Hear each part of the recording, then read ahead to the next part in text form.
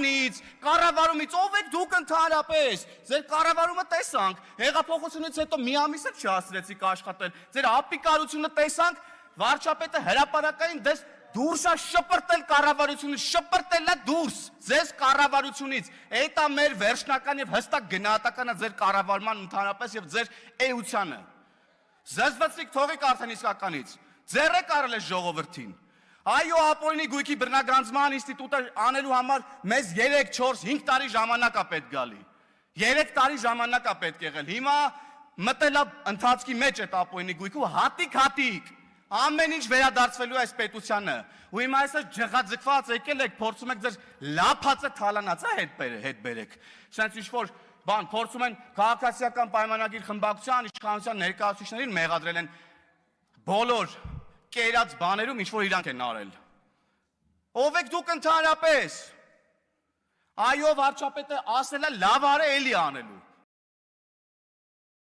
Մենք էլ ենք անելու, ամբողջ ժողովրդի առաջ հրապարակային ձեր երեսը ցույց ենք տալու ով եք դուք, ով եք եղել ընդհանրապես եւ ուր եք գնում։ Հերիք էլ բոլ եղավարդը։ Հայ քեզ բան, մի հատ այստեղ Լևոն Քոչարյանն է, գալիս է բան դեմքով մարդու իրավունքների պաշտպանի դեմքի արտահայտությամբ ելույթներ է ունենում։ Լևոն Քոչարյանը մարդու իրավունքների փոքրիկ իշխանն է, լավ ասաց գործընկերուհիս։ Տղա ջան, ասեցի, բոլոր այդ հարցերիդ պատասխանները կգնաս հորդ կհարցնես։ Ինքդ քո մեջ կվերլուծես, ինչի ես եկես այստեղ, ինչպես ես օգտագործվում եւ այլն, հետո նոր խոսանք մնացածի մասին։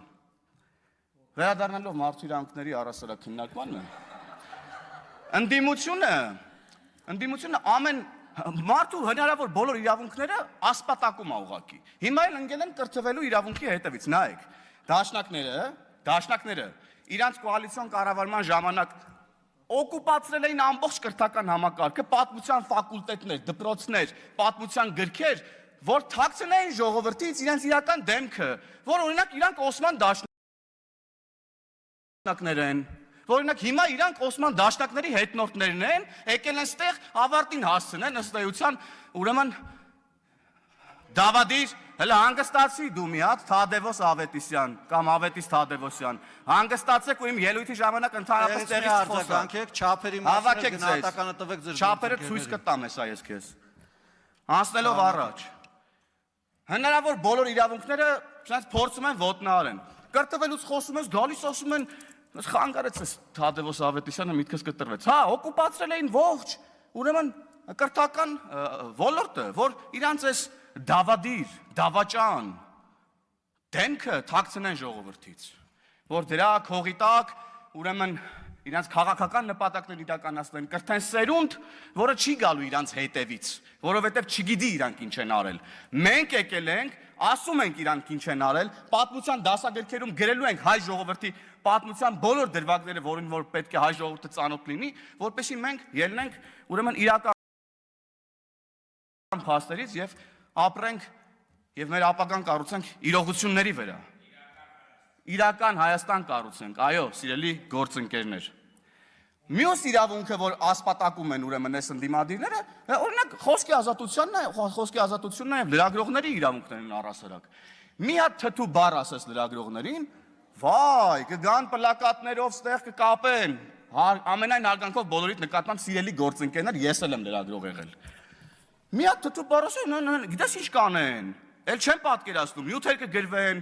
էլ չեմ ասում ինչ վերնագրերով եւ այլն եւ այդպես շարունակ, բայց որ օրինակ ընդդիմադիր падգամավորը գալիս է ասում է,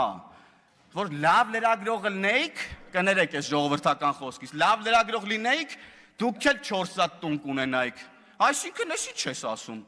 Տիկին Թագուհի Թովմասյան, հարգելի լրագրողներ, դուք նորմալ եք ընկալում ես, հարցեր չունեք Թագուհի Թովմասյանին դուք ընդհանրապես, դուք լավ լրագրող չեք։ Ես կարծում եմ, որ դուք լավ լրագրող եք։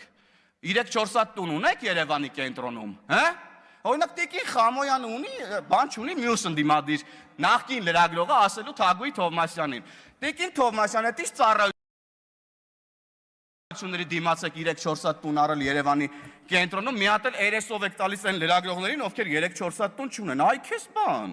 Էսա ձեր պատկերացումն առհասարակ մարդկային փոխհարաբերությունների, աշխատանքային փոխհարաբերությունների, ձեր խմբագրության լրագրողները ձեր ստարուկներն են։ Հա? Լավ լրագրողներ են ձեր խմբագրության լրագրողները։ Մարտա 4 հատ տուն առել եք իրանց համար։ Նենց փող տվել եք իրանց, որ մարտա 4, այս ինչեր եք խոսում ընդհանրապես։ Եվ պարոն Եղոյանը շատ ճիշտ է ասում։ Լրագրողական լրատվամիջոցների հաշվետվություններ կան։ Հələ մի հատ հրապարակեք, տեսնենք այդ որտեղից ձեզ այդ գումարները։ Եվ ես պետական կառույցներին նաև կոչ եմ անում եւ պահանջում եմ բացել ուրեմն լրատվամիջոցների մասին օրենսդրությունն ու կարդալ եւ հասկանալ, որ եթե կան լրատվամիջոցներ, որոնք հաշվետվություն չեն ներկայացրել, նրանք կարող են նաեւ չհավատարմագրել այդ լրագրողներին։ Հարգելի պետական կառույցի համապատասխան բաժինների գործընկերներ, հետևեք օրենքի տառին եւ պահանջին, խնդրում եմ։ Եվ սիրելի լրատվամիջոցներ, մեր հանրությանը ասեք, ձեր եկամուտները որտեղից են, ինչ են եւ այլն եւ այդպես շարունակ։ Եվ առհասարակ անդիմությունը իր ամբողջ փողերը լցրել է լրատվական դաշտ,